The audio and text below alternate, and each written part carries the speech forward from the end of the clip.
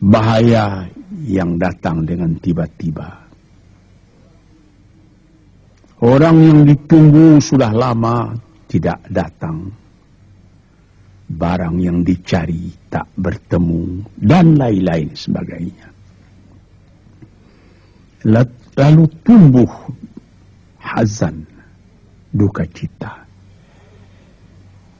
Kalau kesusahan menjadikan soal yang kita hadapi jadi kusut, kedukaan menyebabkan jalan yang kita tempuh jadi gelap.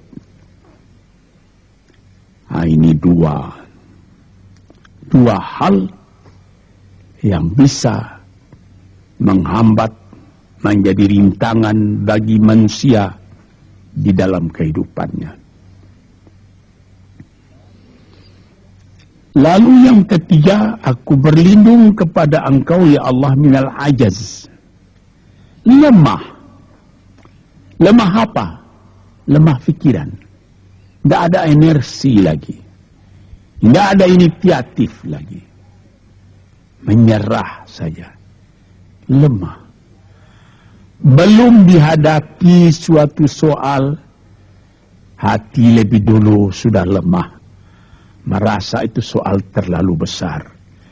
Padahal kalau dihadapi, tidak ada kusut yang tidak terselesaikan. Tidak ada keruh yang tidak terjernihkan.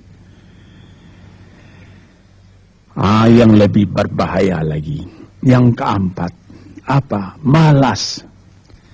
Kalau sudah malas, apa yang akan dikerjakan lagi? Kita duduk saja termenung-menung dalam kemalasan. Lalu angan-angan banyak, cita-cita mati. Angan-angan hendak terbang, padahal sayap tidak ada. Angan-angan hendak mempunyai ini, hendak mempunyai itu, hendak mempunyai Mercedes-Benz, hendak mempunyai rumah besar. Tapi ikhtiar tidak ada. Sebab itu ada pepatah dari orang tua-tua kita lebih di zaman dulu. Dikatakannya, mati, ini di zaman penjajahan dulu ini. Mati Belanda karena pangkat, katanya. Mati Cina karena kaya, katanya. Mati Keling karena makanan, katanya. Mati Melayu atau Indonesia karena angan-angan. Ini dia. Angan-angan karena malas saja, berangan-angan. Tapi malas. Jadi tidak jadi. Dan itu membentuk juga kepada diri kita. Orang pemalas itu jalannya lunglai saja. Matanya muram saja. Tak jauh dia memandang. Ini penyakit. Itu 4 penyakit. Lantas dikatakannya lagi yang nomor 5 dan nomor 6. Wa a'udzubika minal bukhli wal jubni. Dan aku berlindung kepada Engkau daripada bakhil dan pengecut. Ini lebih berbahaya lagi. Dikumpul-kumpulnya harta banyak-banyak. Maksudnya tadi hendak menguasai harta itu. Lama-lama dengan tidak disadarinya, harta itulah yang menguasai dia. Dia menjadi bakhil. Siang malam tidak ada kesenangan, cuma sibuk cari uang.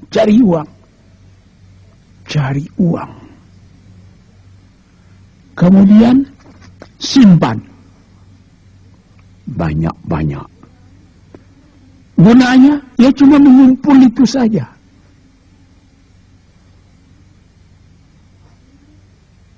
Akhirnya berapa banyaknya orang yang mengumpul harta banyak-banyak, faidahnya tidak didapatnya. Seingat cerita dahulu 40 tahun yang lalu ketika saya masih tinggal di kota Medan, ada satu orang kaya mengumpul harta. Terkenal dia kaya di Medan, beberapa buah rumah, puluhan rumah yang dipersewakannya. Dan ada lagi harta-harta yang lain. Dia berjalan di jalan raya kota Medan itu dengan jalan kaki pakai payung satu. Padahal orang sudah mulai membeli mobil. Entah Cadillac lah, entah Chevrolet lah. Model-model yang terkenal sebelum perang. Anaknya mengambil faidah dari kekayaan ayahnya. Dia beli mobil dengan uang ayahnya.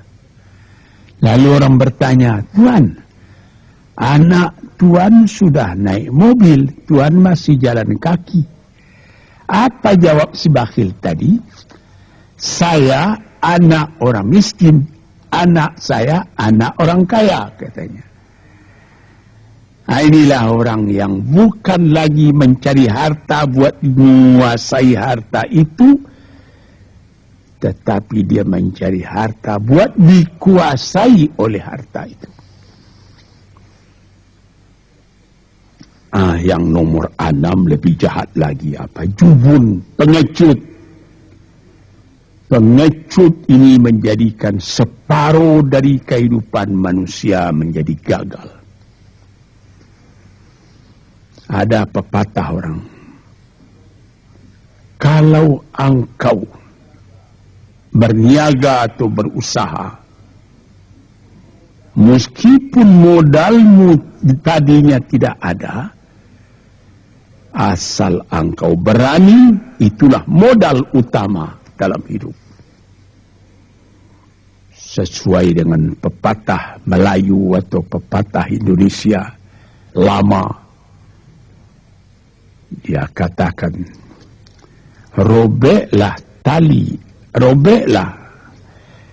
putuslah tali layang-layang, robek kertas tentang bingkai.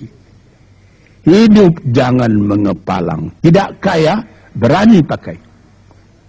Hidup jangan mengepalang, tanggung-tanggung jangan.